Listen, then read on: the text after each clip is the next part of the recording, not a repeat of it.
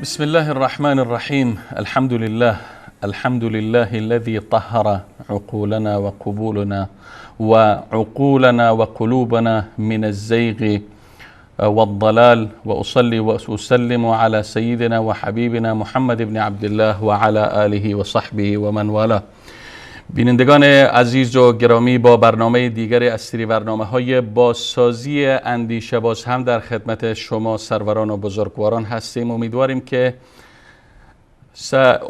که سر حال و شادکام و خوش بوده باشید. با اجازه شما عزیزان خدمت جناب استاد عبدالرحمن فاتح، مهمان دائمی برنامه، نیز عرض سلام و ادب و خسته نباشید دارم. جناب استاد خوش آمدین به برنامه. علیکم السلام و رحمت الله و برکاته. و بنده هم به خدمت شما استاد بزرگوار و تمام بینندگان عزیز و گرامی عرض سلام و ادب دارم و در خدمت شما هستیم. سلامت باشین جناب استاد گرامی، استاد عبدالرحمن فاتح. خب بینندگان عزیز و گرامی، البته با برنامه دیگری از سری برنامه‌های بازسازی اندیشه و با موضوع تازه در خدمت شما هستیم تا از این طریق بتوانیم در راستای بازسازی و پاکسازی اندیشه اسلامی گام برداریم. در این برنامه پیرامون برخی از چالش هایی که فراروی مسلمانان قرار دارد و آثار آن و همچنین راه های مقابله با این چالش ها صحبت می کنیم. جناب استاد عبدالرحمن فاتح، وقت بیننده میشنوه چالش، شاید این سوال در ذهنش در آغاز خلق شوه که هدفتان از چالش که میگین این چالش چی است؟ چه نوع چالش بوده میتونه؟ میشه که ابتدا کلمه چالش یا واژه چالش یا چالش را تعریف بکنین؟ جناب استاد، حقیقتا چالش به معانی مختلف آمده. مثلا معنای تحدی را میده، معنای چالش که شما گفتین میده، معنای مقابله و رویارویی میده. هر کدام از اینها در جای خود استفاده خاصی داره، اما آنچه که ما به آن میپردازیم هر سه معنا را حقیقتا در بر میگیره. وقتی میگین مسئله چالش هایی که فراراه یک اندیشه فکر اسلامی یا اندیشه فکر یک جوان مسلمان یا فرد مسلمان قرار میگیره، حقیقتا آنچه که با فکر یک مسلمان رویارویی میکنه، آنچه که در برابر فکر یک مسلمان قرار میگیره تا آنکه آن را از بین ببره، یک چیزی که فکر یک مسلمان را به چالش میکشه و بر علیه او به عنوان یک چالش قرار میگیره، همه این معانی را میتونه داشته باشه. و هدف ما اینه که آنچه که حقیقتا در برابر فکر و اندیشه یک فرد مسلمان قرار میگیره و به مقابله برمیخیزه تا آنکه فکر یک مسلمان را نابود بکنه و آن را به تباهی بکشه. یا این هدف، یعنی حقیقت کند کنه روند اندیشیدن و فکر کردن، بله، بدون شک، و گام برداشتن در راستای تطبیق تمدن اسلامی را. خب جناب استاد فاتح، البته در عصری که ما فعلا زندگی میکنیم عصری است که میشه بگیم جهان غرب یک واقعیت است، در اکثر انهای زندگی تسلط داره و دست بالا داره نسبت به دیگران. اگر بخوایم به مهمترین چالش ها و تحدی هایی که در برابر مسلمانان، در برابر اندیشه اسلامی در عصر حاضر قرار داره برشماریم، چی میتونه بوده باشه؟ چه چالش هایی میتونه بوده باشه؟ جناب استاد، حقیقتا این چالش ها و این چالش هایی که در برابر فکر یک مسلمان قرار میگیره، چون بار بار تأکید میکنیم ما چیزی که میگیم به عنوان چالش و به عنوان چالش در برابر فکر یک فرد مسلمان قرار میگیره، به این معنا نیست که در برابر فکر اسلامی یا اسلام اینها قرار بگیره، بلکه در برابر فکر یک فرد مسلمان قرار میگیره. چون بدون شک اینها هیچگاه نمیتواند این افکاری که یا این چالش هایی که خیلی به نظر یک فرد مسلمان و به نظر فکر اسلامی و اندیشه اسلامی بسیار ضعیف و پیش با افتاده است، بتوانه که چالنجی در برابر فکر اسلامی باشه.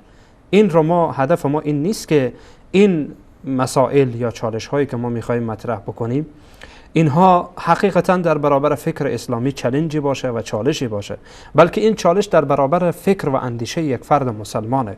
چون دین اسلام حقیقتا دارای فکر و اندیشه‌ای هست و دین اسلام دارای خصوصیاتی است که هیچ فکر و اندیشه دیگری نمیتواند در برابر آن به عنوان یک چالش قرار بگیره و این را من به عنوان یک چالش و چالش میگم که هیچ فکری نمیتواند در برابر فکر اسلامی و اندیشه اسلامی به عنوان چالش قرار بگیره، اما در برابر کسی که به آن میاندیشه امکان داره یک سری ضعف‌ها و یک سری مسائلی که ارتباط به خود فرد میگیره شاید باعث بر این بشه که فکر بیرونی و خارجی یا چالش‌های بیرونی و خارجی بر علیه اندیشه این نفر چیکار بشه؟ به عنوان یک چالش و به عنوان یک چالش قرار بگیره، اما بر علیه فکر اسلامی نخیر، ابدا. نام برنامه رو گذاشتیم جناب استاد فاتح چالش‌هایی که فراروی مسلمانان قرار داره. بله. یعنی اینجا هدف نیست که برخی از مسلمانان، نه کل مسلمانان، یعنی یک چالش میتونه در نزد برخی ها به عنوان چالش، به عنوان مانع، به عنوان عائق واقع شود و در نزد یک فرد که از اطلاعات بالایی در ارتباط به دین، در ارتباط به تمدن اسلامی برخوردار هست، نمیتونه او به عنوان یک چالش مطرح شود. هدف تا نیست؟ بله، یعنی جزئی از هدفم اینه. یعنی میتوان گفت که این چالش ها اولا نسبت به فرد مسلمان هست.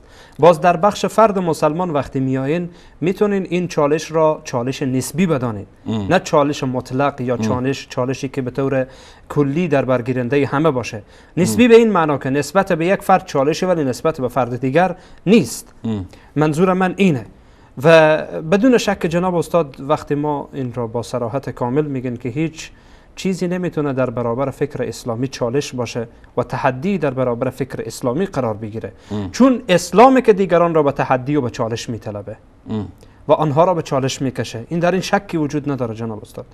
اما آنچه که به هر حال اتفاق میفته اینها عادی است، به خاطر که در اول برنامه این مقدمه را به خدمت دوستان گرامی و بینندگان عزیز عرض بکنم که اینها عادی است. یعنی در طول زمان شما همیشه میبینین که مبارزاتی و تحدی‌ها و چالش‌های در برابر گروه حق و گروه باطل وجود داشته.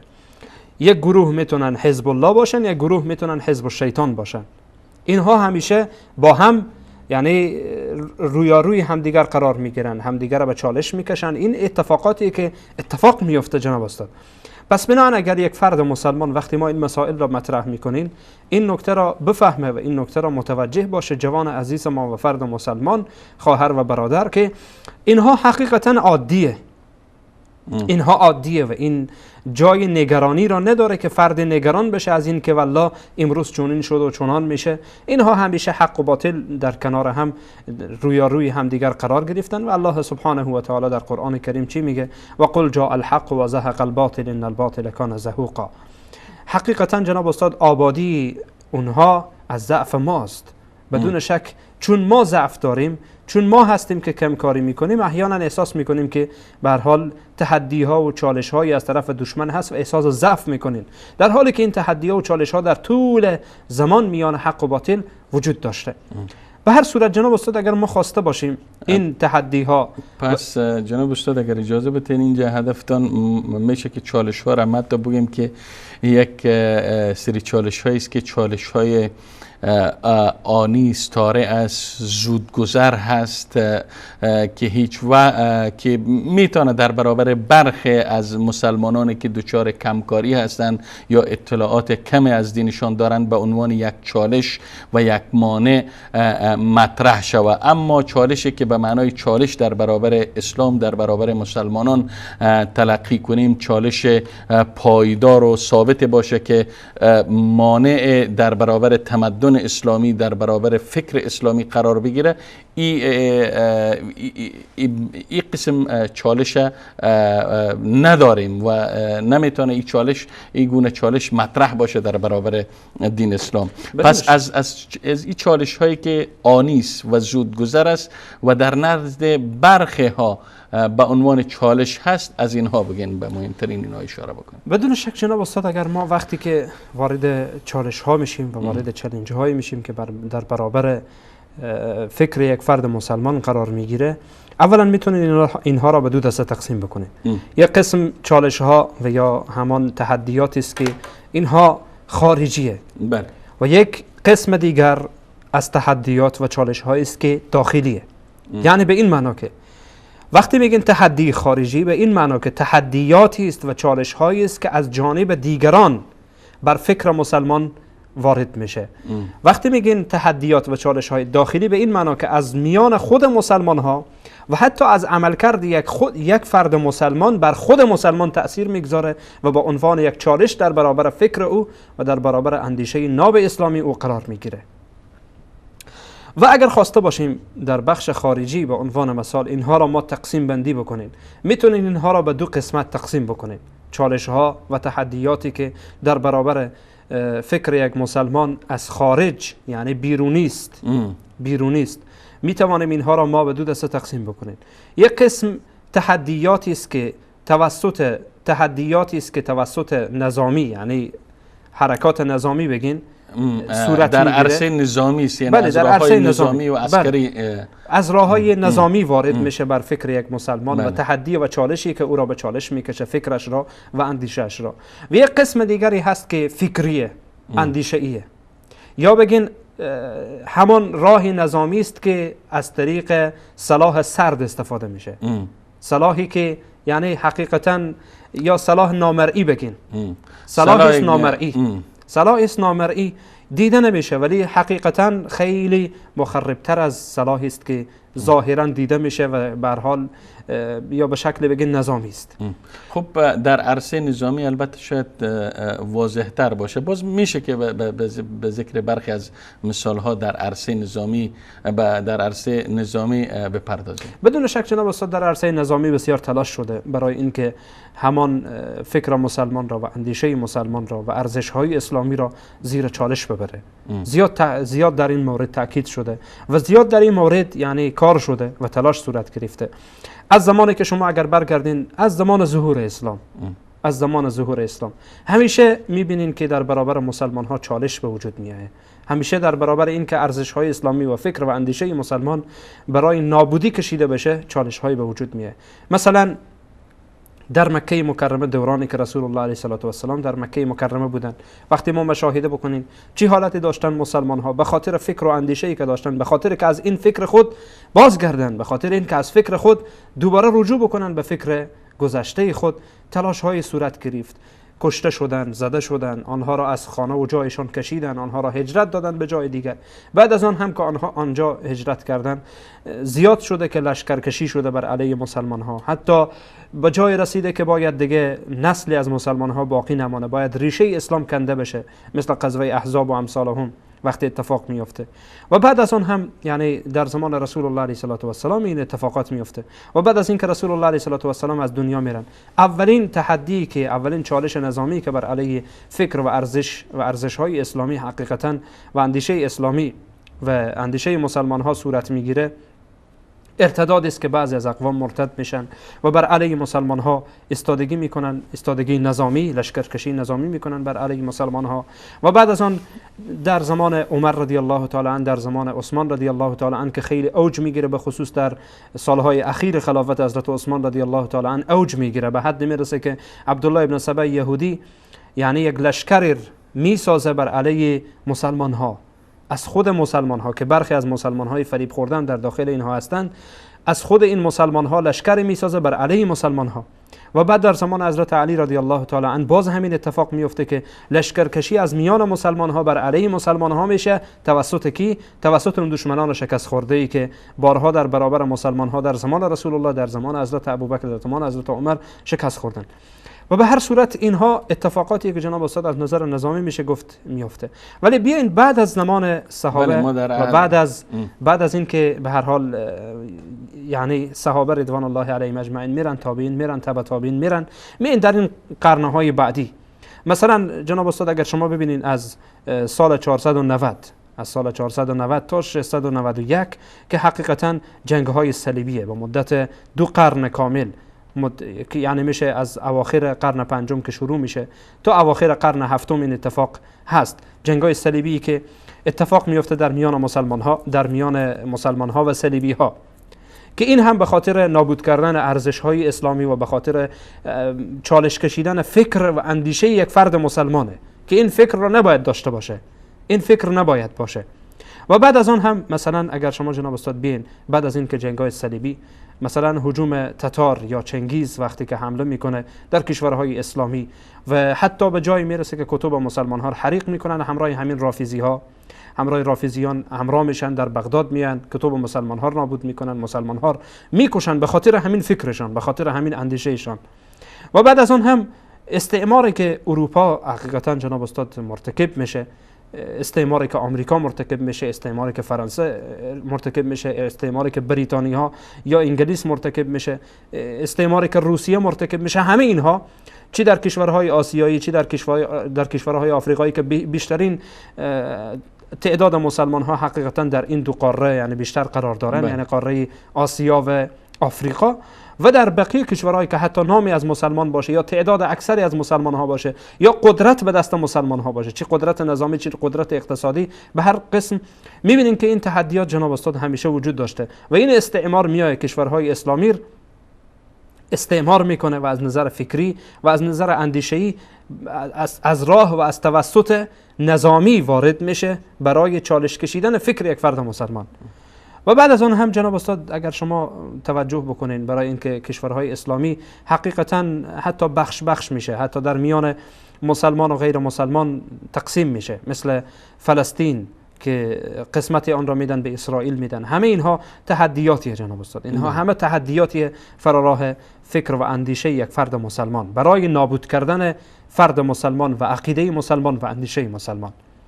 به هر صورت جناب استاد اینها میشه که یعنی خلصی باشه از راههای نظامی که بر علیه فکر و اندیشه مسلمان با عنوان چالش و تحدی میتونه یعنی قرار بگیره. پس دشمن در گام نخست و در گام اول خواست تا از طریق نظامی مسلمانان را به چالش بکشه، چنانه که شما اشاره کردین مثال های از صدر اسلام دادین و از جنگ های صلیبی دادین و در عصر حاضر هم قضیه بوسنی و هرزگوین در قلب اروپا میتونه به عنوان یک مثال زنده برای نابود کردن مسلمانان، برای نابود کردن فکر اسلامی از طرف دشمنان اسلام تلقی شود. خب در نهایت در عرصه نظامی دشمنان اسلام، متجاوزین و اشغالگران و تخریبگران نتوانستند مسلمان ها را زیر سیطره و کنترل خود در بیارن و فکر مسلمان ها را اسیر خود بکنن یا اونها را از فکر اسلامیشان منحرف بکنن. وارد میشن بار دیگه از تکتیک دیگه، از شیوه دیگری که به نام شما از او شیوه ها به نام شیوه های پنهانی و غیر مرئی اشاره کردین استفاده میکنن. میشه به مثال های از استعمار جدید، از اشغالگری های جدید که در حقیقت امر میتونه اشغال فکر باشه اشاره بکنین؟ جناب استاد حقیقتا اگر ما به تاریخ اسلام بازگشت بکنین میبینین که برای این که فکر مسلمان چگونه مورد چالش قرار بگیره، متاسفانه بگین که از زمان که اسلام ظهور میکنه باز هم این وجود داره. وقتی ما در قرآن کریم مراجعه بکنین، شبهات و حرفهایی که بر علیه فکر اسلامی و اندیشه اسلامی و ارزش‌های اسلامی توسط مشرکین مکه، توسط یهودی ها، توسط نصرانی ها، حتی مناظرات اینها احیانا مناظرات رسول الله علیه السلام با نصرانی ها و با برخی از یهودی ها در قرآن کریم نقل شده و همچنین با مشرکین و جواب مشرکین و تحدی و چالش کشیدن اونها، اونها آمدن که اندیشه اسلامی را و فکر اسلامی را به تحدی بکشن یا به چالش بطلبن، اما خودشان بر دام اسلام افتادن، نتوانستند که جواب بدن و آخر الامر فرار کردند و یا این که از راههای دیگه متوسل شدن، از راه زور و از راه اغراق و از راه این که چگونه بتوانند رسول الله علیه السلام به شکلی از اشکال به تعبیر خودشان تطمیر بکنند و از این قسم. اما بعد از رسول الله علیه السلام باز در زمان صحابه بیاین، در زمان صحابه به خصوص در اواخر، یعنی در اواخر خلفای راشدین که اشاره کردین به بحث عبدالله ابن سبا یهودی که از نظر نظامی خرابکاری میکنه، از نظر فکری هم خیلی ها خراب میکنه. یعنی کارا به جای میرسونه که یک گروه به نام رافیزی ها یا شیعیان تشکیل میده و بر علیه یا از گروهی از خوارج که اول خوارجند و بعداً باز به نام شیعه مسما میشن و اینها، میبینین که اینها از نظر فکری جناب استاد که برخی از مسلمان هایی که همان ضعف داشتن و نتوانستن که این تحدی را بتوانند در برابر آن ایستادگی بکنن، خیلی راحت زیر این تحدی رفتن، زیر این چالش رفتن و این شبهات وقتی پخش شد یک گروه های متفاوتی به وجود آمد. و اگر یادتون باشه وقتی ما در مورد همان فرقه ناجیه صحبت کردیم، برخی از فرق نام بردیم، همه اینها جناب استاد حقیقتا نتایجی است که اینها زیر تحدیات و چالش هایی که از طرف دشمن از نظر فکری بر اینها وارد شده سرخم کردند و نتوانستند کمر راست بکنند، به خاطر اینکه اینها درست همان اسلام را نفهمیده بودند و درست از اسلام آگاهی نداشتند. به هر صورت اما چیزی که جناب استاد امروز هست، اگر ما بعد از این که بازگشت بکنیم بعد از جنگ‌های صلیبی و آن چی که اتفاق افتاده، استعمار و مسائل دیگری که اتفاق افتاده، اما چالش هایی که امروز در برابر فکر اسلامی وجود داره یا در برابر فکر یک فرد مسلمان قرار داره، حقیقتا میتونین به چند نکته جناب استاد اشاره بکنید. آنچه که امروز شما جناب استاد میبینین، مثلا به عنوان مثال اگر خواسته باشین یعنی اینها را گزینشی انتخاب بکنین، برخی از اینها را اشاره بکنیم، مثلا مسئله تلویزیون ها، مسئله رادیو ها، یعنی به صورت عموم رسانه ها، بله رسانه ها به صورت عموم بگین، به خصوص آنچه که مثلا منظور ما از رسانه هاست همان رسانه های شنیدنی و دیداری و رسانه های دیگر حتی میتونین که به صورت عام بگین، بله رسانه های اجتماعی به صورت عموم، یعنی اگر اطلاق بکنین بر اینها، همه اینها جناب استاد میتونه که یک تحدی باشه بر علیه فکر مسلمان. به خاطر چی؟ امروز شما اگر جناب استاد در جهان مشاهده بکنین و حتی در کشورهایی که به هر حال دم از اسلام میزنن و جمهوری اسلامی هستند بالعموم الا ماشاءالله، اگر شما ببینین رسانه هایی که در آنجا کار میکنن حتی زیر نظر این حکومت هاست، شما اگر ببینین جناب استاد همیشه بر علیه فکر و اندیشه اسلامی و بر علیه اینن که چگونه فکر مسلمان را به چالش بطلبن، چگونه فکر یک مسلمان را به چالش بکشن، از راه شبهه پراکنی، از راه پخش سریال ها و فیلم ها، از راه دایر کردن میزهای گرد، از راه دایر کردن برنامه هایی که به هر حال خودشان برای خود به وجود میارن، از راه پخش کردن برنامه های مبتذل و برنامه های غیر اخلاقی و غیر اسلامی، همه اینها جناب استاد کار را به جای میرسانه که توسط این وسایل اعلامی یا توسط رسانه هایی که حقیقتاً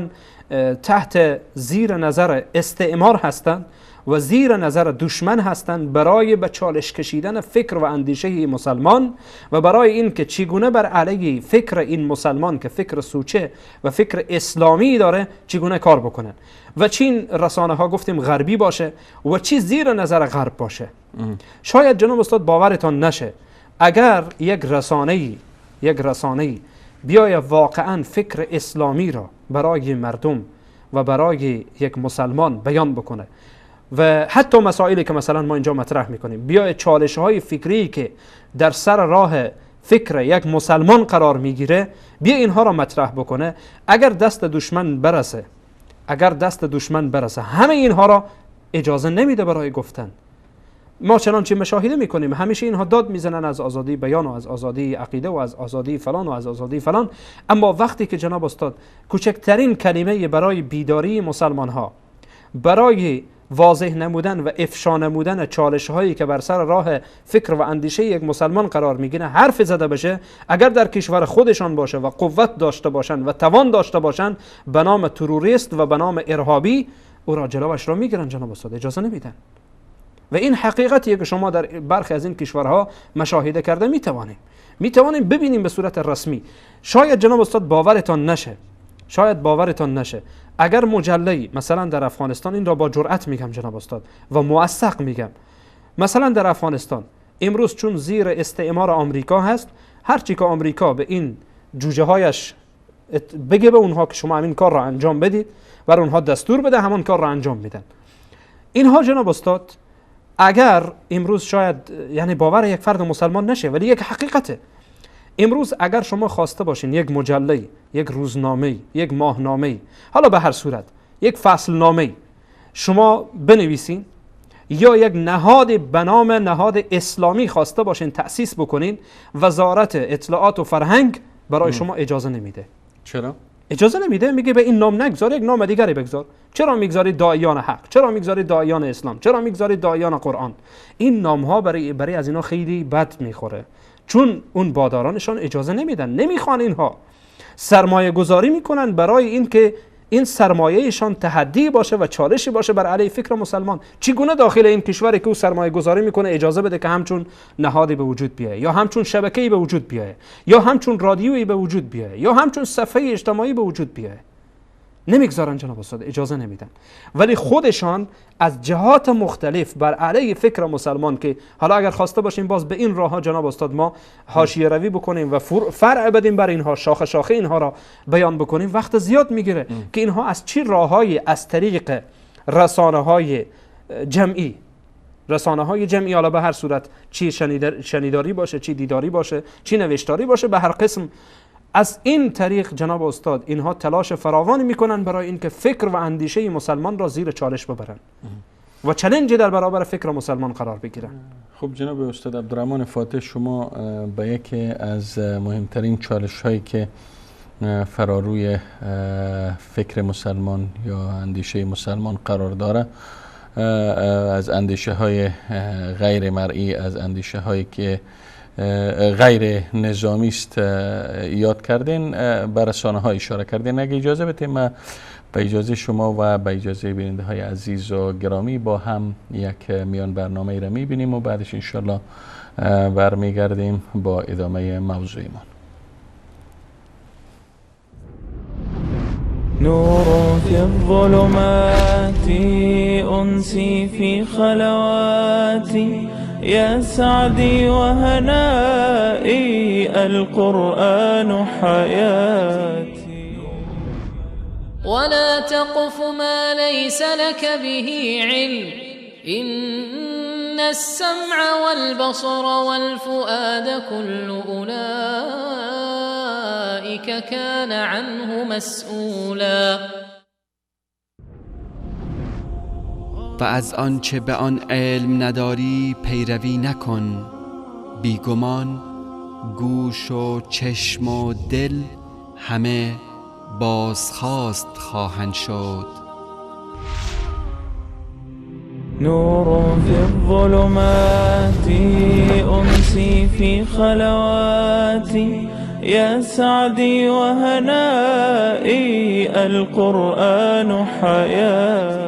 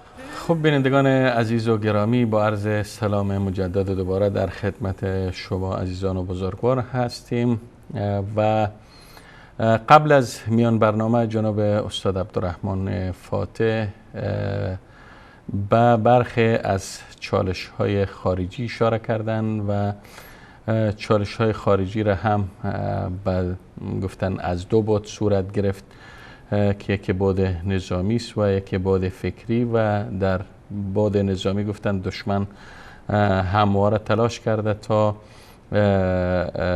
فکر اسلامی را به چالش بکشه و برای نابودی فکر اسلام اقدام بکنه، اما خوشبختانه که تا این لحظه ناکام بوده و موفقیت حریفش نبوده و در عرصه فکری به بعد رسانه‌ای اشاره کردن، چه البته رسانه‌های نوشتاری و شنیداری و دیداری باشه و چه رسانه‌های جدید یعنی شبکه‌های اجتماعی.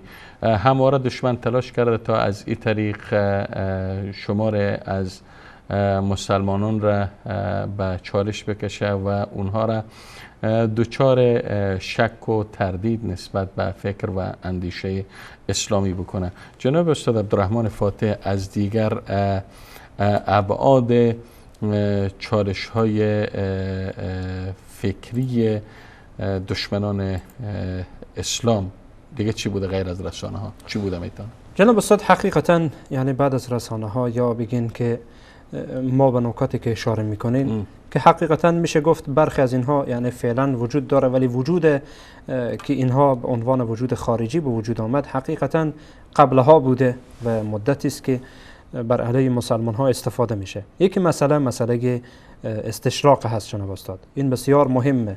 مسئله استشراق که قبل از رسانه ها البته بله قبل از رسانه ها یعنی میشه گفت به وجود میایه، ولی وقتی ما مسئله رسانه ها را مطرح میکنیم یعنی اگر وسایل جدید رو بگین بله این دنبالتر، استشراق جلوتر از آن می باشه.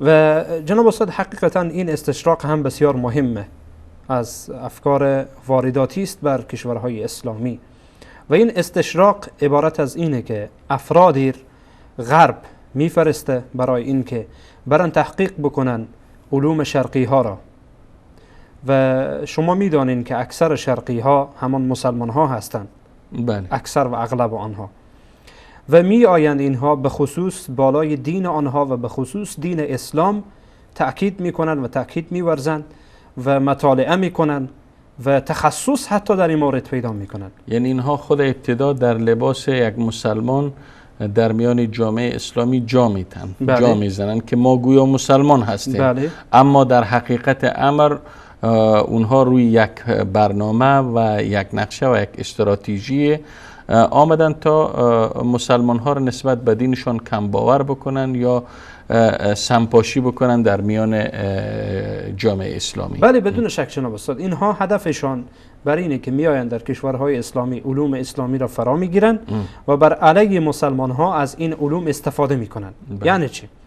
یعنی برخی از روایات و برخی از آیات و برخی از احادیثی که به ذهن قاصر آنها شکلی میشه گفت که تناقض وجود داره، یا مثلا میخوان که از طریق یک آیه خودشان میفهمن چی کار میکنن، یک آیه را مثلا یک حدیث را پیش آورده و از لابلای آن برداشت غلط کرده و به خورد یک فرد مسلمان میدن و وسایل زیادی دارن که از این وسایل استفاده میکنن، چی از طریق کتاب هست، چی از طریق رسانه هاست، چی از طریق رسانه های صوتی، تصویری، نوشتاری، همه اینها استفاده میکنن.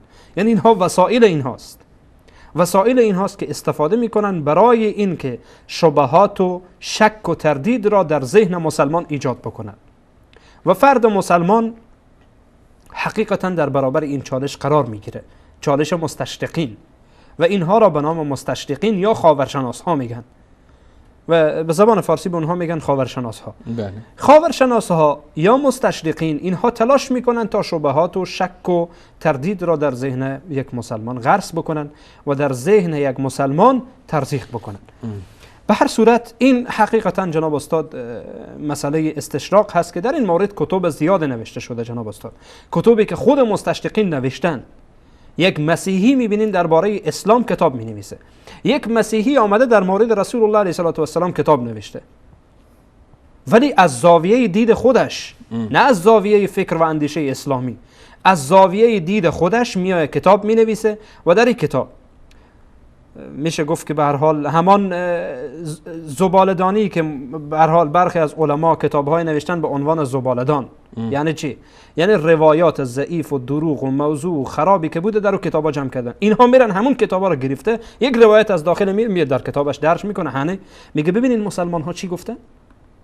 و یکی از گروه هایی که مثلا وقتی که جناب استاد در علم حدیث داخل میشین، یکی از گروه هایی که برای وضع حدیث و برای دروغ گذاشتن دروغ، احادیث دروغ و احادیث موضوع تلاش میکنه، مستشرقینن.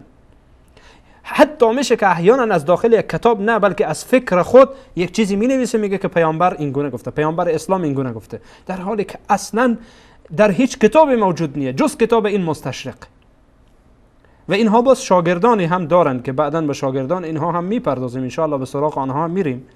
به هر حال در میان فرزندان مسلمان یک سری شاگردهای هم اینها دارن و شاگردای اینها از همین کتابهای دروغ آنها استفاده میکنن و خیلی راحت یک کتاب یک مستشرق میخوانه، در حالی که مشخصه خودش میگه من مسیحیم، نامش هم نام مسیحی است و خودش هم در اول کتاب میگه من مسیحیم، آمده کتاب نوشته، یک فرد مسلمان میان را میخوانه. جالب جناب استاد، یک روزی با یک کمونیست بحثی داشتم، صحبتی داشتم، گفت که نمیفهمم محمد صلی الله علیه و سلم، خب محمد میگفت بی ادبی میکرد، بی احترامی میکرد، که در فلان غزوه این کار کرده، در فلان غزوه این کار شده، در فلان غزوه مسلمان ها این کار کردن.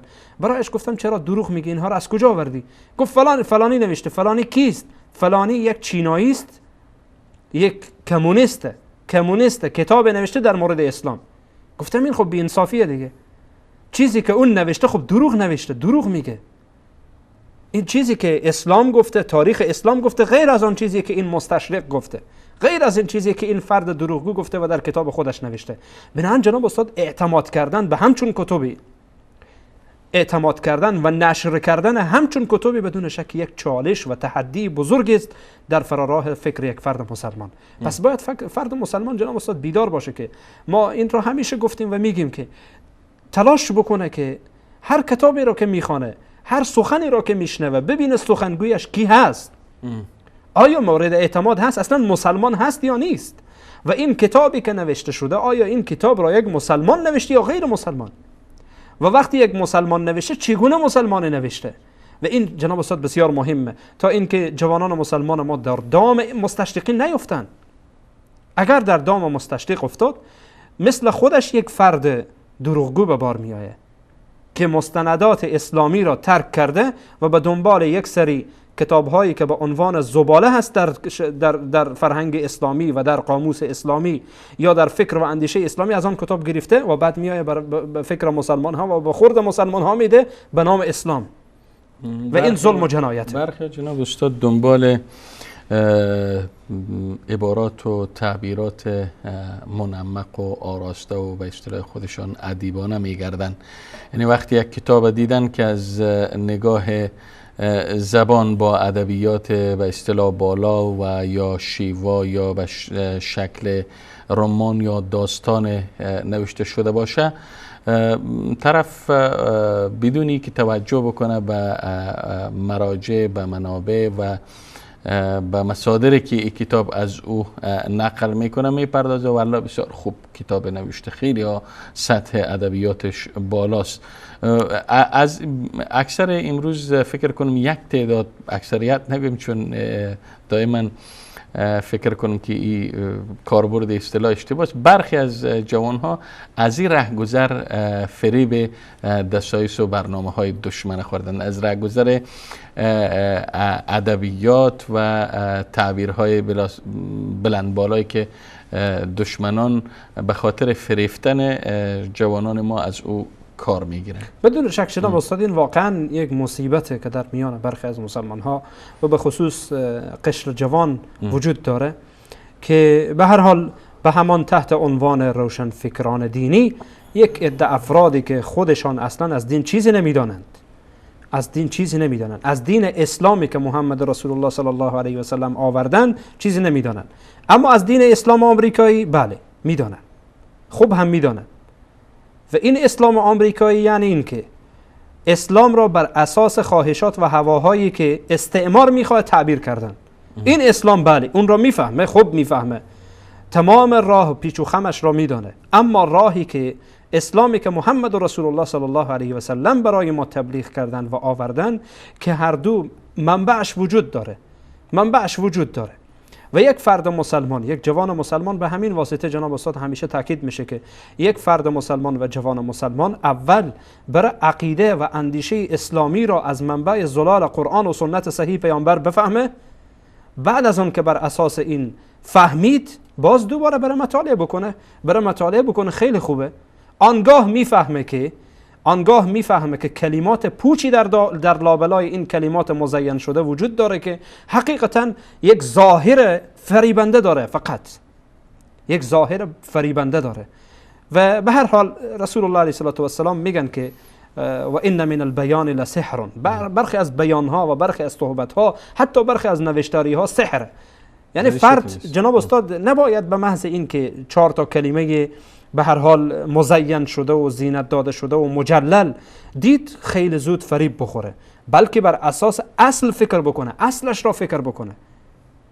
اگر یعنی واقعا به قرآن کریم مراجعه بکنه، به احادیث رسول الله علیه و السلام مراجعه بکنه، میبینه که یک تضاد بسیار قوی در میان کلام مزین شده این فرد و در میان کتاب خدا و سنت پیامبر صلی الله علیه و سلم وجود داره. کسای فریب این قسم نوشته ها را میخورن که خودشان ادعا میکنن که ما دنبال لب بستیم نه قشر. بله. و باز میبینی که خودشان البته همون لبی که خودش میخواد جناب استاد، این بسیار مهمه. خب همیشه جناب استاد این مردم همیشه این تبلیغات را میکنن، ولی تبلیغات کاری را نمیکنه جناب استاد.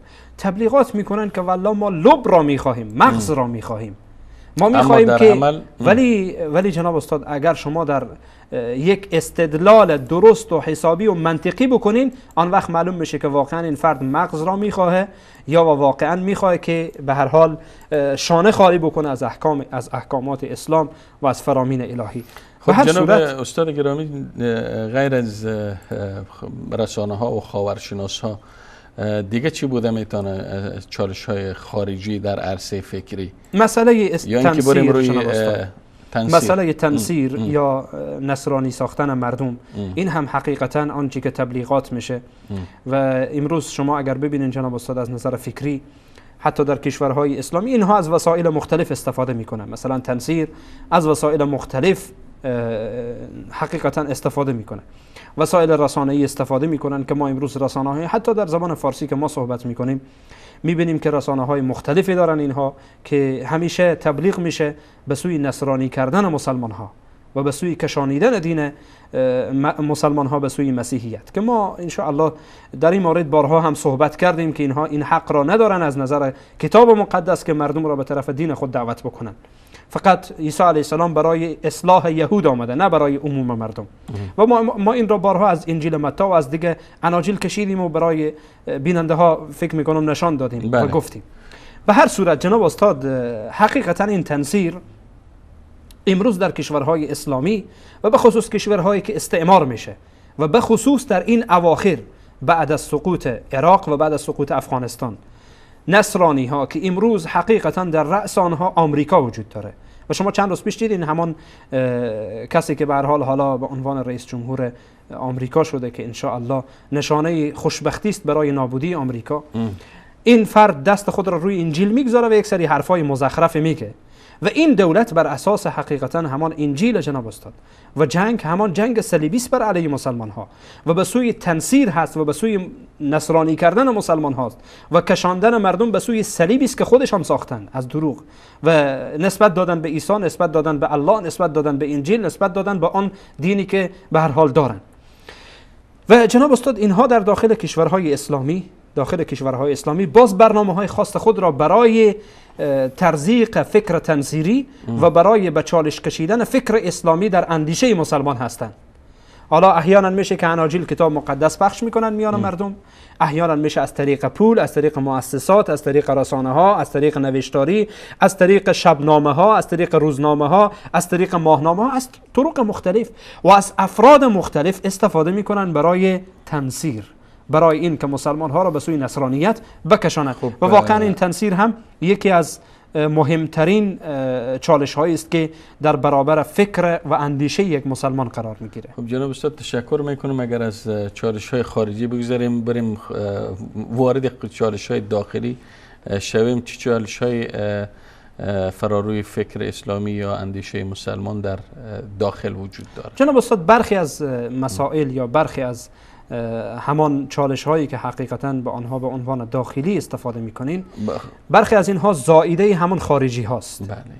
و برخی دیگر یعنی متاسفانه میشه گفت که از بی‌توجهی خود مسلمان ها در میان مسلمان ها به وجود آمده. و احیانا جناب استاد جالب بر اینه که برخی از مسلمانان یعنی وقت صحبت های ما را میشنون که حقیقتا میشه گفت، من نمیخوام که یعنی کسی متهم بکنم، ولی یک حقیقتیه جناب استاد که برخی از مسلمان هایی که از تاریخ خبر ندارن و واقع بین نیستند، یعنی زمان خود را نمیبینن، بلکه میشه گفت که در یک قرن دیگه فکر میکنن، در قرن 21 زیست دارن ولی فکرشان در یک قرن دیگری است. نمیفهمین جلوتر یا دنبالتر. به هر حال در یک فکر دیگری هستن، اصلا در یک دنیای دیگر زندگی میکنن، هیچ چی فکرشان نیست. اصلا به گفته عامیانه میگن که به هر حال دنیا را آب ببره فلانی را خواب میبره. دنیا کلا آب ببره، این بیچاره خوابه، هیچ خبر نداره، میگه دنیا در امن و امانه، هیچ مشکلی نیست. و ما را متهم میکنن احیانا، میگن که شما برای خود دشمن میتراشید، برای ما دشمن میتراشید. کجاست دشمن؟ کجاست زایده اینها؟ کجاست اینها؟ و بدون شک جناب استاد دشمن وجود داره و دشمن کار میکنه و جواسیس دشمن هم کار میکنه، شاگردانشان هم کار میکنن. حالا چی مستقیم چی غیر مستقیم. مستقیم به این معنا که مستقیما زیر نظر آنها هستن، غیر مستقیم به این معنا که این بیچاره نمیفهمه، خود به خود به نفع دشمن کار میکنه و این دشمن را تمویل میکنه. ولی حقیقت امریه که این نمیفهمه، از موضوع اصلا خبر نیست که چی موضوع هست. یکی از اینها جناب استاد همان سکولارها هستند در میان مسلمان ها. اینها حقیقتا مشکلات و چالش های داخلی است در میان فکر و اندیشه اسلامی یا فکر و اندیشه مسلمان. سکولارها اینها زایده مسیحیتند، اینها زایده استشراق، مکتب استشراقند، اینها زایده مکتب تنصیرند و اینها جناب استاد از همان وسایلی که بادارانشان استفاده میکنند، از همان وسایل بر علیه مسلمان ها استفاده میکنن تا فکر و اندیشه یک فرد مسلمان را به چالش بکشن. میگه اسلام سیاست نداره، میگه اسلام به دنیای مردم کاری نداره، میگه اسلام به درد دنیای مردم نمیخوره، اسلام نه در اقتصاد برنامه داره، نه در سیاست برنامه داره، نه در مسائل اجتماعی که مردم به هر حال با آن کارهای روزمره خود را انجام میدن، نه برای اینها کاری داره. خلاص یک اسلام یک دینی که بی‌خاصیته، یک دین بی خاصیتی که فقط منحصر میشه در داخل مسجد، مثل که مسیحیت را منحصر کردن و منحصر شده هست در داخل کلیسا. اسلام هم باید همچون چهره‌ای داشته باشه و همچون وجاهتی در میان بشر و در میان انسانیت و بشریت داشته باشه. این حقیقتا جناب استاد سکولاریسم یا سکولارها، اینها هم یک غده سرطانی هستند در میان امت اسلامی، در داخل مسلمان ها.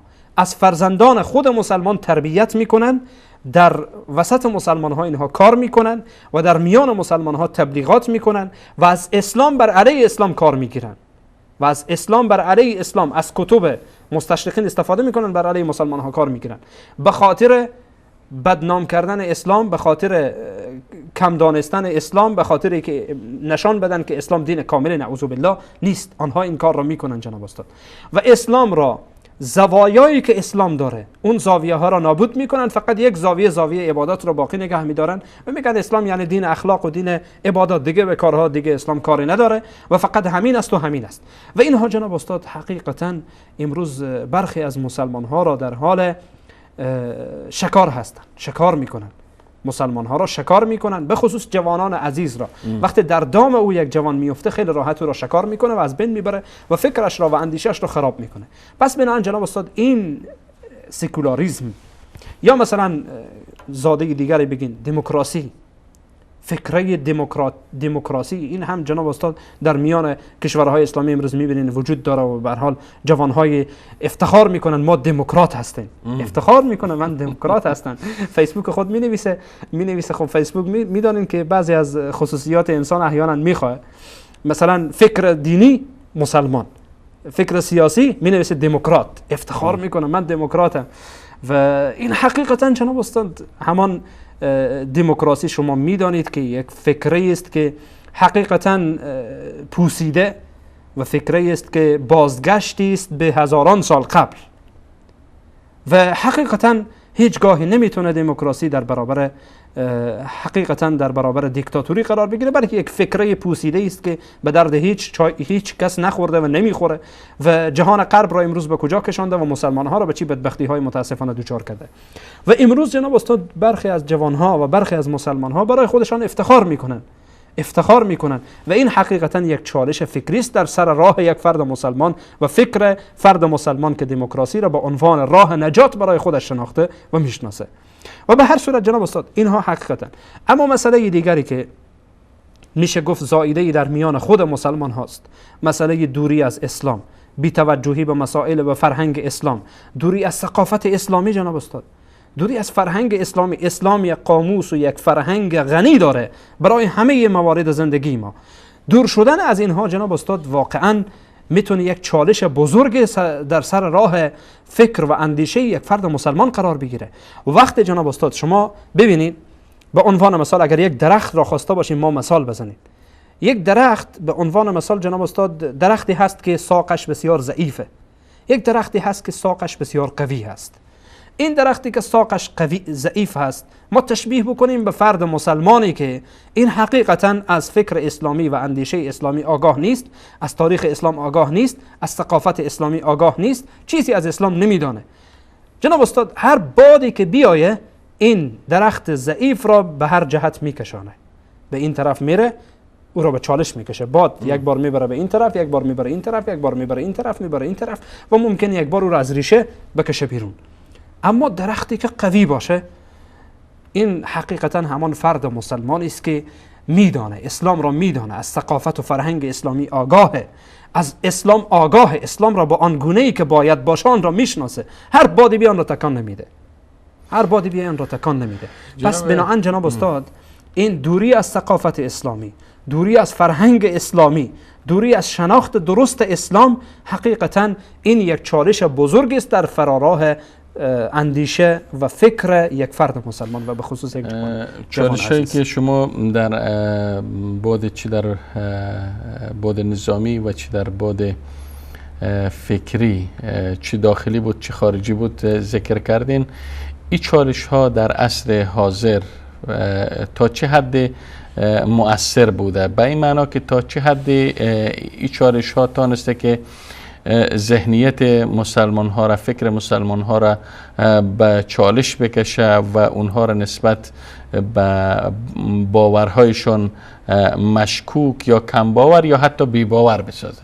جناب استاد حقیقتا اگر به صورت کلی بگین، در میان افراد مسلمانی که واقعا از اسلام خود آگاهن هیچ نوع تأثیر اینها نداشته، بلکه فکر آنها را قوی تر کرده، اندیشه آنها را قوی تر کرده و آنها را به مسئولیتشان بیدارتر کرده که مسئولیت خودشان را بفهمند که در قبال این اندیشه خود چی میخواهند.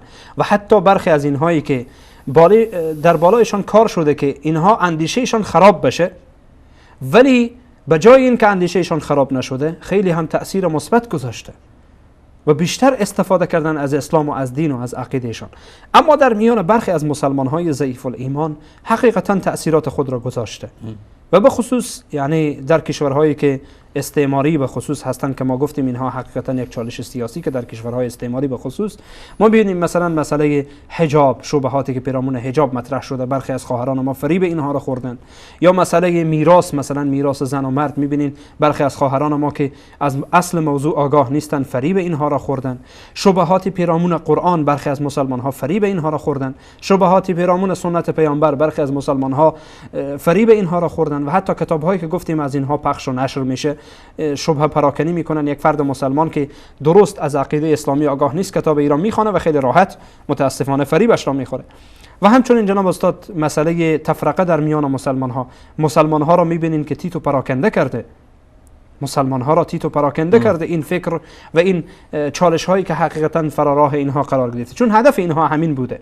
مثلا ما به عنوان مثال وقتی در بخش نظامی اشاره کردیم، مسئله استعمار هدفش اینه جناب استاد که در میان مسلمان ها اختلاف به وجود بیاره و مسلمان ها را تکه پارچه بکنه و ما میبینیم که خلافت اسلامی را اینها از بین بردن و تلاش کردن برای اینکه همان انسجامی که مسلمان ها دارن از بین بره، ولی خودشان اتحادیه اروپا و ایالات متحده آمریکا و به هر حال از این چیزها بسازن. از فکر مسلمان ها به خودشان استفاده کردن، ولی مسلمان ها در حال تکه تکه کردن هستند. از به این معنی که تا حد زیادی را اینا موفق بودن در برنامه هایشان، در دستورشان. بله جناب استاد، شکی در این نیست که در جوامعی که اینها درست از اسلام آگاه نبودند و درست اسلام را نشناختند و در میان مسلمانانی که از اسلام درست فهم درست نداشتند، بله موفق شدند، این شکی وجود نداره، موفق شدند. ولی ما جناب استاد گفتم، مثال هم زدم، اون مسلمان هایی که قوی بودند، نه این که تأثیری بر آنها نداشته، بر فکر آنها نداشته، بلکه آنها را بیشتر به کار انداخته، متوجه شدن، احساس مسئولیت بیشتر کردن. و همچنین جناب استاد مسئله دور کردن مسلمان ها از ثقافت و فکر اسلامی، تا حد اینها یعنی میشه گفت که موفق شدن به این کارشان. امروز یک جوان مسلمان ما ماشاءالله دیپلم داره، یعنی از انگلیسی و نمیفهم از دکترا داره ماشاءالله از همه اینها، ولی از باب اسلام بیای قرآن کریم را درست خوانده نمیتونه. خب این یعنی چگونه با این جوان چی باید گفت؟ یعنی این جوان حقیقتا اگر این مورد چالش و تحدی قرار نگرفته، پس کی باید قرار بگیره؟ این جناب استاد یک چالش بزرگه که آثارش را ما میبینیم در میان برخی از مسلمان ها و به خصوص برخی از جوان ها. جوان مسلمان ما ماشاءالله بر همه چیز دانایه، هر چی از او بپرسین جواب داره، اما در باب اسلام حتی فرائض نماز را نمیدانه، غسل را نمیدانه جناب استاد. یعنی جنوب میشه و به همین ترتیب روزها و سالها میگرده، فکر میکنه خلاص همین که بدن خود آب ریخت تمام شد دیگه، پاک شد. و اینها جناب استاد یک مصیبت در میان برخی از جوانان مسلمان که اینها از آثاری است، از آثار سلبی و آثار بسیار بد که در میان برخی از مسلمان ها تأثیراتش از همان غده های سرطانی که در میان مسلمان ها متاسفانه ترزیق شده حقیقتا به جا گذاشته. اما اینکه چگونه جامعه اسلامی، امت اسلامی میتونه در برابر چالش ها مقاومت بکنه و چالش ها را خونسا بکنه و برنامه های دشمن نقش بر آب بکنه، سوال دیگری است که جناب استاد عبدالرحمن فاتح انشاءالله پس از دیدن یک میان برنامه به آن خواهیم پرداخت. بیننده های عزیز و گرامی، میان برنامه میبینیم و بعدش انشاءالله باز در خدمت شما عزیزان خواهیم بود. نهضوا من تحت الركام. هي الحياة إذن لا تتوقف، هي الإرادة أقوى على أرض الشام المباركة.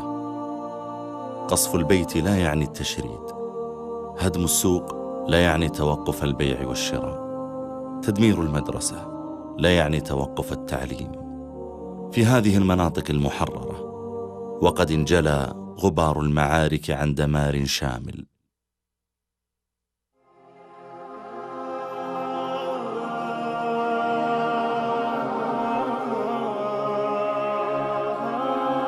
يا ترى ما هو الدافع في قلوب أهل الشام؟ يحاربون في إيمانهم، تهدم مساجدهم، تحرق مصاحفهم، يعذبون، يقتلون، ليحرفوا كلمة لا إله إلا الله. هل سألت نفسك أيها الشاب كيف ثبت شباب سوريا؟ هل سألت نفسك أيتها الأخت كيف ثبتت فتيات سوريا؟ هل سألت نفسك أيها الشيخ كيف ثبت شيوخ سوريا؟ هل سألتم أنفسكم كيف ثبت أهل الشام؟ إنه إيمان راسخ.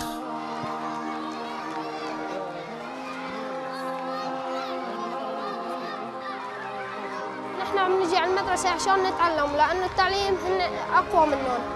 والله إذا سمعنا صوت قذيفة أو طيارة رح نهرب ونروح على البيت، معناتها نحن انهزمنا.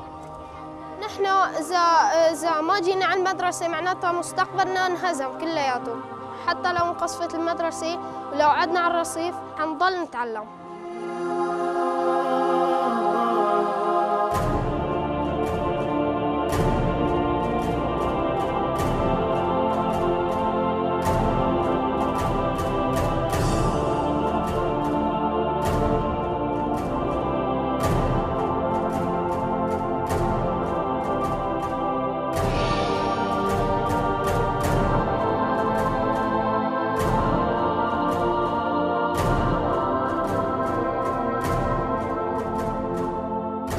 المدارس قصفوها نحن رح نعمرها، ولو البيوت هدموها فنحن رح نبنيها، ولو المساجد قصفوها فنحن بإذن الله تعالى رح نرفعها. استهدف كل شيء بالمجتمع، استهدف المدرسة، استهدف الجامع، استهدف الكنيسة، استهدف المشفى، استهدف البنى التحتية في المجتمع كاملة. الفكرة الجوهرية من استهدافه للمدارس هو تدمير وقتل هذا الجيل اللي راح ينشأ على فكرة الحرية، على فكرة انه حاجز الخوف انكسر عند هذا الجيل تماما. تعود هذا الجيل انه يحكي كلمته بدون اي خوف، يعبر عن رأيه ويعبر عن حقه وعن كل شيء بده اياه بدون اي خوف وبدون اي رقيب يعني. فتحت المدارس المدمرة وشغلت الآلات المخربة ورفعت الجدران المنهارة ونصبت المآذن المقصوفة. أظهر الشعب بشبابه ورجاله ونسائه بل بفتيانه وأطفاله، أظهر إصراره على التغلب على كل المصاعب ليعيد إعمار بلده ويرفع بنيانها خيرا مما كانت عليه.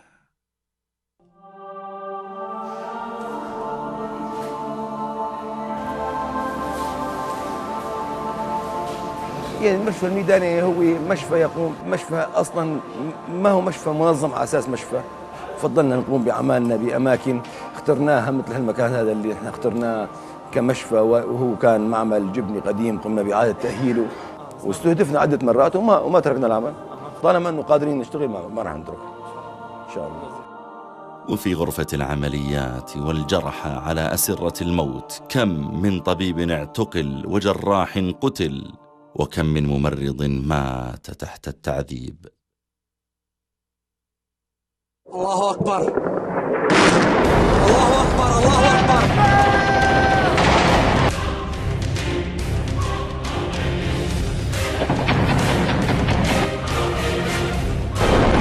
ضرب الجامعة لا ضربوه. الله أكبر الله أكبر الله أكبر الله أكبر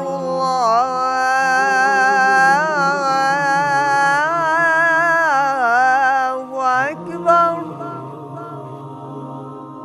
بينما كنا جلوس في المسجد نعلم الأطفال القرآن الكريم، جاءت طائرة حربية فضربت المسجد ثم بعد ذلك ذهبت.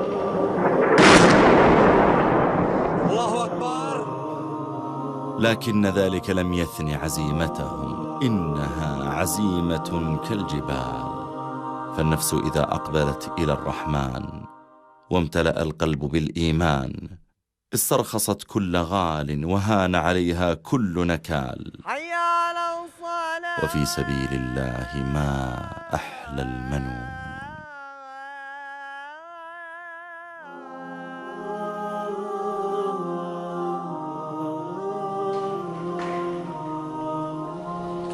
مأذن جامع قاسمي الله أكبر.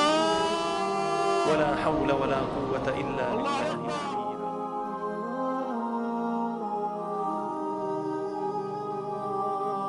جدنا صدمة هائلة لكل أهل البلد عشان الأطفال اللي شفناها المحروقين والنساء وحتى الرجال. إن شاء الله بإذن رب العالمين شاد ما إجانا هالقذائف وشاد ما إجانا هالضرب، بدنا نقوم نكون شعب إيد واحد وصمود ونساعد بعضنا على شيء. ما في كبير ولا صغير، من الصغيرة للكبير عم بيشتغل إيد واحدة إن شاء الله. لو تكرر هالشيء لنضل صامدين وصامدين وصامدين بإذن رب العالمين. إن المبادرات الشبابية التي تقام على أنقاض المباني وركام المدن وبقايا القرى تقام تحت وابل الرصاص وهدير المدافع. هلا اللي جمعنا روح التحدي والثورة، منوصل رسائلنا لعامة الشعب عن طريق الشوارع، عن طريق الجدران، وبنفس الوقت فيها قوة إنه هذا كلام ربنا عم بحكي واقعنا. فأنا بشوف جامعتي هي الجدار اللي رح أرسم عليه، وكمان بشوف إنه هذا أقوى من أي سلاح. إنها تخبرنا جميعا أن الإرادة والعزيمة عندما تحاط بالإيمان لا يمكن أن تقهر أبدا. بهذه العزة، نعم بهذه الإرادة، بهذه الهمة تحيا الشام، تحيا شام البركة، شام الإيمان، شام الإرادة. بالله عليكم هل يهزم هؤلاء؟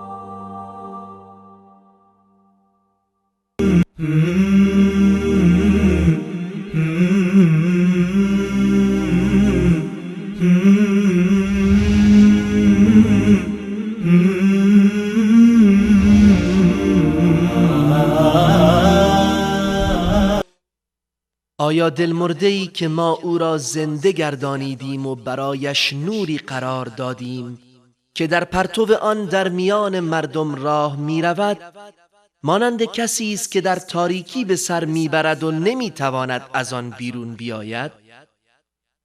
این گونه کارهای کافران برایشان آراسته شده است. وصال حق مرهمی بر دلهای بیمار.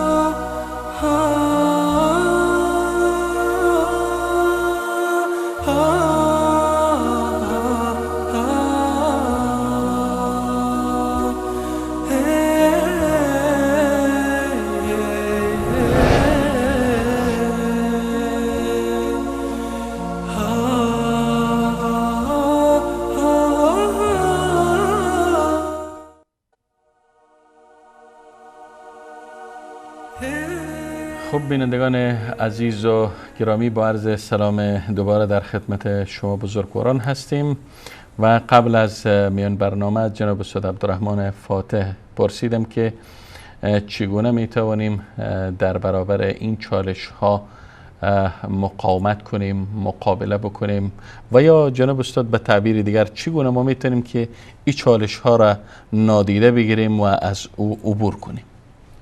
جناب استاد حقیقتا راه‌های مختلفی وجود داره برای اینکه چگونه ما بتوانیم در برابر این چالش ها ایستادگی بکنیم یا مبارزه بکنیم تا اینکه اینها برطرف بشه. بله. یکی از آنها جناب استاد اینه که ما دوباره به اسلام واقعی، به اسلام حقیقی مراجعه بکنیم. یعنی اسلام را آنگونه‌ای که هست بشناسیم. اسلام را آنگونه‌ای که هست بشناسیم. اگر اسلام را شناختیم، درست اسلام را درک کردیم، بدون شک جناب استاد می توانیم ما اینها را معالجه بکنیم. یعنی اینها بر ما تأثیری نگذاره، بر ما تأثیری نگذاره. اسلام چگونه میتونیم درست بشناسیم؟ جناب استاد اسلام مثل ادیان دیگر نیست. اسلام عزیز تمیزی که داره یا میشه گفت تفاوتی که با دیگران داره و امتیازی که داره اینه که منابعش موجوده، منابعش بدون تحریف و بدون تغییر موجوده. منبع اصلی آن قرآن کریم و سنت رسول الله، سنت صحیح رسول الله صلی الله علیه و سلم، که حقیقتا این دو منبع از نور سرچشمه میگیره و دو منبع زلال هست که در اینها شک و تردیدی وجود نداره. یعنی اگر فرد مسلمان واقعا به همین ها رجوع بکنه جناب استاد، عقیده اش و باورش محکم خواهد شد و هیچ بادی نمیتواند که یعنی به راحتی فکر و اندیشش را دوچار شک و دوچار شبهه بکنه. و همچنین جناب استاد موضوع دیگر اینه که به هویت اصلی خود یا به ثقافت و تاریخ اسلامی ما مراجعه بکنیم و اینها را بشناسیم، اینها را بفهمیم. جناب استاد وقتی یک فردی که می شبهه می اندازه، حقیقتا کوشش میکنه که از این منابع و از این تاریخ و از ثقافت و از فرهنگ اسلامی حقیقتا چیکار بکنه؟ میای حقیقتا از اینها استفاده میکنه بر علیه مسلمان ها.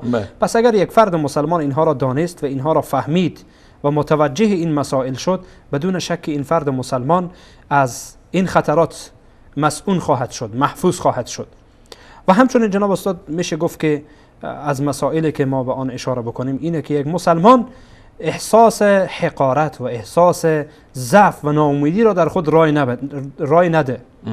یعنی به این معنا که ما جناب استاد زمان میتونین موفق بشین، یک فرد مسلمان زمان میتونه موفق بشه که ایمانش به الله متعال سبحانه و تعالی چنان محکم باشه، همچنان که الله متعال سبحانه و تعالی خودش در قرآن کریم میگه که ولا تهینوا ولا تحزنوا وانتم الاعلون ان کنتم مؤمنین. شما اندوهگین نشین، شما غمگین نشین. این چالش ها جناب استاد وجود داره. این چالش ها وجود داره. وقتی یک مسلمان خودش را مسلح با سلاح علم بکنه، یک فرد مسلمان اندیشهش را درست بدانه، اسلام را بدانه، نباید اندوهگین بشه از این مسائل و از این موارد. حقیقتا احیانا جناب استاد این ناامیدی ها و این ضعف ها و این حقیقتا میشه گفت که یعنی احساس کمی کردن ها باعث بر این میشه که انسان خودش در برابر یک چالش دیگه قرار میگیره که بزرگترین چالش است که احساس ضعف کردن و احساس یعنی حقیقتا میشه گفت که یعنی کمی کردن در برابر دشمن. احساس کمی کردن در برابر دشمن، با وجودی که تو مسلحی، سلاح داری، با وجودی که تو تا دندان مسلحی، حالا همه چیز، همه امکانات در دسترس تو هست، همه خوبی ها در اختیار تو هست، چی نیازی داری که به هر حال این افکار دیگه باعث بر این بشه که تو را یعنی بلرزانه؟ جناب استاد شما ببینین اگر یک خواهر مسلمان به عنوان مثال، یک خواهر مسلمان از فکر اسلامی درست آگاه باشه و از حجاب اسلامی و از فواید حجاب اسلامی آگاه باشه، هیچگاهی فکر بیرونی بر او تاثیر نمیگذاره. یعنی احساس نمیکنه که والله من ضعیفم، این چی دینیه که برای من این کار کرده. بله جناب استاد، این حقیقتا احساس ضعف کردن در برابر فرهنگ دیگران سرچشمه از این میگیره که این درست فرهنگ خودش رو نمیدانه، اسلام را درست درک نکرده، بنابراین احیانا احساس حقارت میکنه در برابر فرهنگ‌های دیگران چون درست این را نفهمیده، درست درک نکرده. و این احساس ضعف کردن جناب استاد این بزرگترین چالشیه که حقیقتا در سر راه خود فرد مسلمان قرار میگیره که باز او را به چالش دیگری مبتلا میکنه، به چالشی که دشمن بر او وارد میکنه در برابر آن قرار میگیره. و همچنین جناب استاد میشه گفت از راههای مبارزه آن اینه که ما همیشه باید با دشمن به گونه‌ای مبارزه بکنیم که او با ما مبارزه میکنه. یعنی فرهنگیان و دانشمندان و کسانی که اهل قلمند، کسانی که اهل بیانند، کسانی که اهل سرمایه هستند، همچنان که دشمن سرمایه گذاری میکنه در راه خراب کردن اندیشه مسلمان، یک مسلمان باید سرمایه گذاری بکنه برای این که چگونه این فرهنگ اسلامی را و اندیشه اسلامی را و فکر اسلامی را در میان مسلمان ها منتشر بکنه. و همچنین اگر از راهی رسانه هست، امروز ماشاءالله میبینین که جوانان عزیز ما ماشاءالله نوشتاری دارن، یعنی خوب ماشاءالله مینویسن، خوب ماشاءالله یعنی بیان میکنن، قوه بیان دارن، باید قوه بیانشان را در اینجا استفاده بکنن. قوه منطق دارن، منطقشان را در برابر آنچه که دشمن بر علیه مسلمان ها به کار میگیره استفاده بکنن.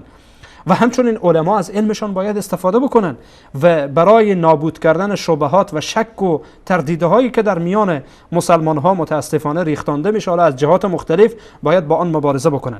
و این مبارزه میتونه نوشتاری باشه، میتونه همچنان راههایی که اونها استفاده میکنن جناب استاد، راههایی که اونها استفاده میکنن باید از همان راه بر علیه دشمن استفاده کرد و او را این فکر و اندیشه و یا این چالش را از بین برد. تشکر جناب استاد عبدالرحمن فاتح. البته کارگردان عزیز ما تلفن های برنامه را زیرنویس کرده و بیننده های عزیز و گرامی میتونن از این لحظه و بعد تماس بگیرن و گفته هایشان را در ارتباط با موضوع برنامه با ما در میان بگذارن. جناب استاد عبدالرحمن فاتح، شما گفتین که حقارت و دست کمبینی داشته های خود و تسلیم شدن در برابر چالش ها خودش میتونه چالش بزرگ باشه و علت ای کم شمردن داشته های خود، فرهنگ خود هم برمیگرده به دور بودن از مفاهیم درست دین اسلام، به دور بودن از دو منبع دست نخورده و زلال دین مبین اسلام، قرآن کریم و سنت نبوی. خب واقعا اگر وقتی که فرد مسلمان، وقتی که جوان مسلمان به خصوص نسل جدید ما درست از دینش معلومات داشته باشه، آموزه های دینی خودش درست درک بکنه، هیچ وقت احساس حقارت و احساس کمبینی در برابر دشمن نمیکنه و دسایس و نقشه ها و برنامه های دشمن نمیتونه به زودی بر این مؤثر واقع شود. بدون شک جناب استاد، بدون شک اینها مادامی که این گونه یعنی باشه، راه های درست معرفی اسلام هموار بشه و اسلام را یک فرد مسلمان بدانه به هیچ عنوان احساس حقارت نمیکنه. جناب استاد، من بارها گفتم که اگر یادتان باشه در برنامه هایی که ما پیرامون حجاب و پیرامون حقوق زن و این مسائل صحبت میکردیم، گفتم که به عنوان یک چالش و تحدی و چالش این را میگم که هیچ نظامی و هیچ قانونی و هیچ دینی مثل اسلام برای زن حق نداده. اگر یک فرد مسلمان این را بفهمه، این را درک بکنه، جناب استاد حقیقتا فهم اینها، مثلا بیای اسلام را درست مطالعه بکنه، بعد بره دیگه کتب ادیان دیگر را هم مطالعه بکنه، ببینه که حقی که اسلام برای زن داده بیشتر است یا حقی که ادیان دیگر و اندیشه های دیگر و فکرهای دیگر و ایده های دیگر برای زن داده. این وقتی که جناب استاد این فرد مسلمان وقتی این گونه فکر کرد و این گونه اندیشید، بدون شک احساس حقارت نمیکنه. ولی اگر نه، با اندکترین شبهه احساس حقارت کرد، خب خیلی راحت این چالش برای تاثیر میگذاره. تشکر جناب استاد عبدالرحمن فاتح. اگر اجازه بتین در 10 دقیقه که از وقت برنامه مانده به صحبت های شما را از بیننده ها هم گوش بدیم. بیننده گرامی سلام علیکم، بفرمایید، در خدمت شما هستیم. بفرمایید. سلام علیکم. بیننده گرامی شما وصل هستین، بفرمایید. از کجا صحبت میکنید؟ سلام علیکم اساتید بزرگ شبکه وصال حق. سلام و درود بر شما برادران، خسته نباشید. در این سنگر توحید زحمت میکشید، انشالله پیروز باشید. بنده موعد هستم یک قطعه شعری خدمت شما ارائه میدم در رابطه با همین بحث شما، انشالله که بفرمایید. آقای موعد در خدمت شما هستم. قبول شما قرار بگیره. بفرمایید. بعد شاعر میفرماید گوش شنوا کو تا چند کشی نعره که قانون خدا کو، گوش شنوا کو آن کس که دهد گوش به عرض فقرا کو، گوش شنوا کو مردم همگی مست و ملنگند به بازار، از دین شده بیزار، انصاف و وفا صفت و شرم و حیا کو، گوش شنوا کو در علم و ترقی همه آفاق عوض شد، اخلاق عوض شد، ما را به سوی علم یقین راهنما کو، گوش شنوا کو پرسید یکی رحم و مروت به کجا رفت، گفتند به هوا رفت، مرغی که برد کاغذ ما را به هوا کو، گوش شنوا کو یک نیمه کشور ز معارف همه دورند، نیمی شل و کورند اندر کف کوران، ستم دیده عصا کو، گوش شنوا کو. انشالله در آینده در وقت توحید شعرهای بسیاری خدمت شما ارائه خواهم داد. تشکر آقای موحد گرامی، تشکر از شما. خواهش میکنم. سلامت باشین، سلامت باشین. خب میریم سراغ بیننده بعدی. اگر بیننده وصل هستن. سلام علیکم بیننده گرامی، بفرمایین خود معرفی بکنین، در خدمت شما هستیم. سلام عرض میکنیم استاد، خسته نباشید. و علیکم السلام و رحمت الله و برکاته. بفرمایین برادر گرامی خود معرفی کنین. من احمد هستم، از ایران زنگ میزنم. خب بفرمایین برادر گرامی. بله، میخواستم درباره این اتفاقی که در تهران افتاد، این حادثه که معروف میگن پلاسکو، سوال بپرسم که نظر شما چی از اینها که اینجا کشته شدن، حکمشان چیست؟ بیننده گرامی، چون ما در ابتدای هر برنامه خواهش ما از بیننده هایی است که موضوعیت برنامه را رعایت کنند و در ارتباط به موضوع برنامه اگر سوال داشتین ما در خدمت شما هستیم و در مسائلی که ربط به موضوع برنامه نداشته باشه از اظهار نظر در اون مورد معذرت میخوایم. تشکر از شما بیننده. حالا اگر بفرمایید. تشکر. خب انشاءالله در برنامه پرسش و پاسخ شما اگر زنگ بزنین تماس بگیرین انشاءالله در اون برنامه پاسختان را خواهید شنید. تشکر از شما. خب میریم سراغ بیننده بعدی. سلام علیکم، بفرمایید بیننده گرامی. سلام علیکم، بفرمایید در خدمت شما هستیم. خود معرفی بکنین برادر گرامی. بیننده گرامی شما روی خط وصل هستین، بفرمایید. بفرمایید. سلام علیکم بیننده گرامی، بفرمایید. شما وصل هستید بیننده گرامی، بفرمایید. بفرمایید. سلام علیکم. خب سلام علیکم. و علیکم السلام و رحمت الله تعالی و برکاته. بفرمایید.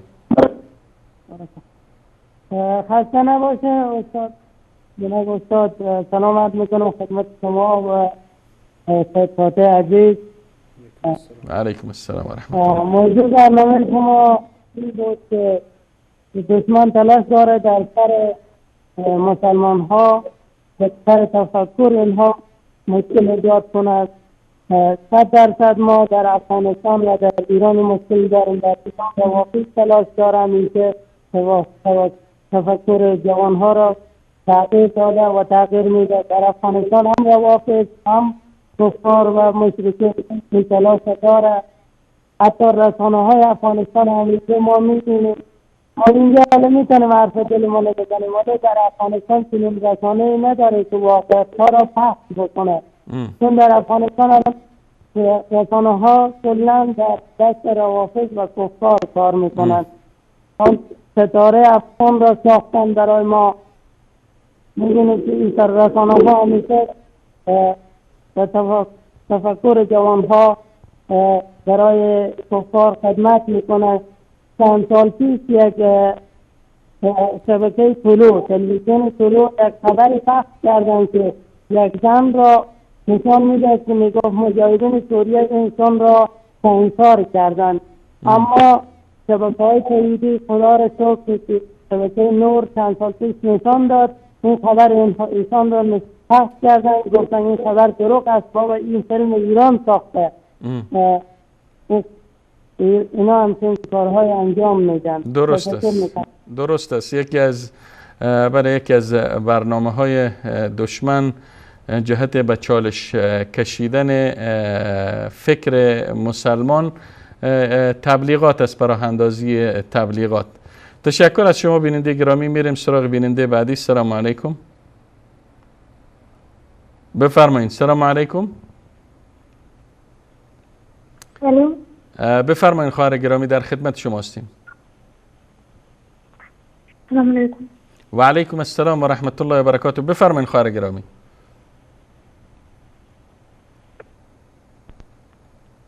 خب فکر کنم که تماس ما با این بیننده قطع شد. میریم سراغ بیننده بعدی. سلام علیکم. سلام علیکم. و علیکم السلام و رحمت الله و برکاته. بفرمایید برادر گرامی، خود معرفی بکنین. من دین محمد هستم از تماس. بفرمایید برادر گرامی. خواستم ببینم موضوع برنامه. برادر گرامی ما در برنامه های مختلف خدمت بیننده ها عرض کردیم که ابتدا برنامه را ببینن، از موضوع برنامه اطلاع حاصل کنن، بعدش تماس بگیرن تا نه وقت خودشان تلف شه و نه وقت بیننده ها. تشکر از شما بیننده گرامی.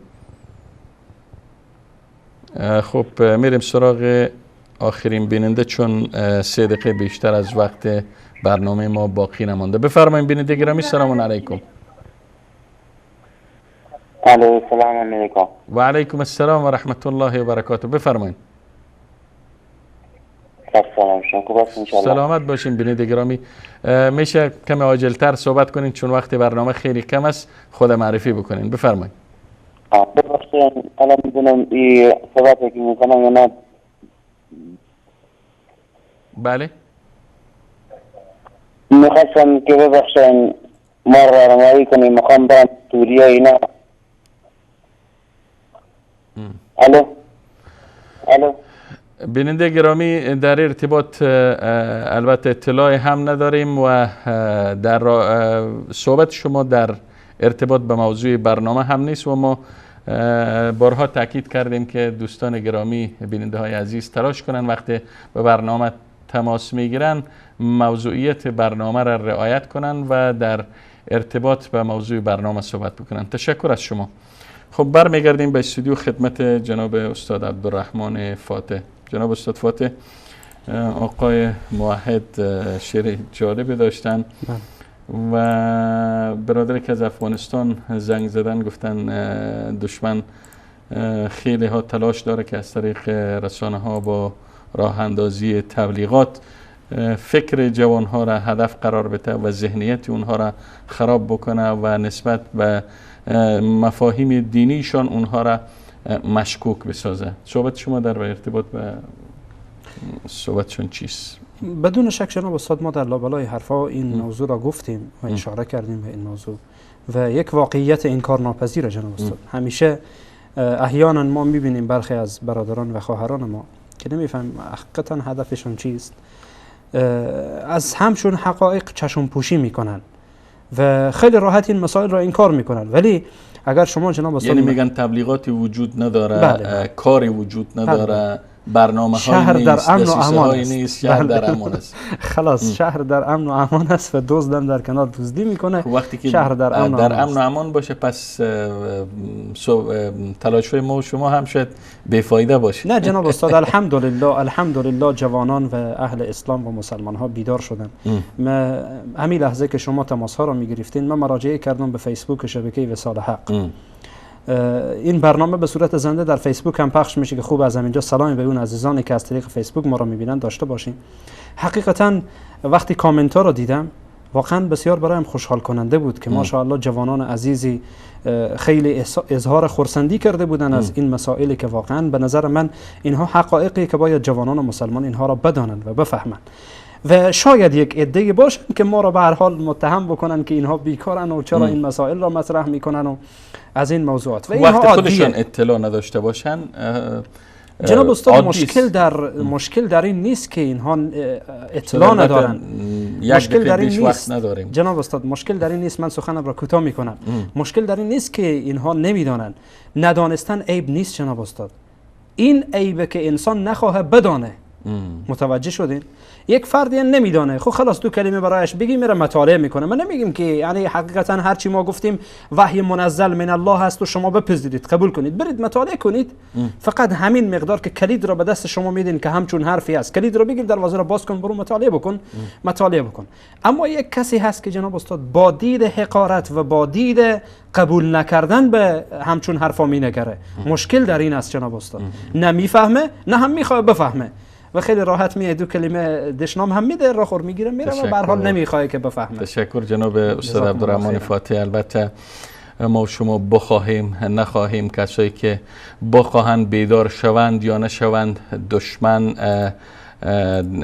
در دست سلاح داره و این سلاحش خواه سلاح گرم باشه خواه سلاح سرد در صدد به یغما بردن داشته های جهان اسلام است و از دسیسه ها و از نقشه ها و از برنامه های شوم خود دست نمی کشه و بر امت اسلامی و بر جوانان مسلمان و بر اصحاب فکر واجب است که در برابر این دشمن که خیلی ها بیرحم است بیستن و نقشه های دشمن نقش بر آب بکنن و برنامه های اونها را به کسایی که غافل هستن یا خود به خواب غفلت میزنن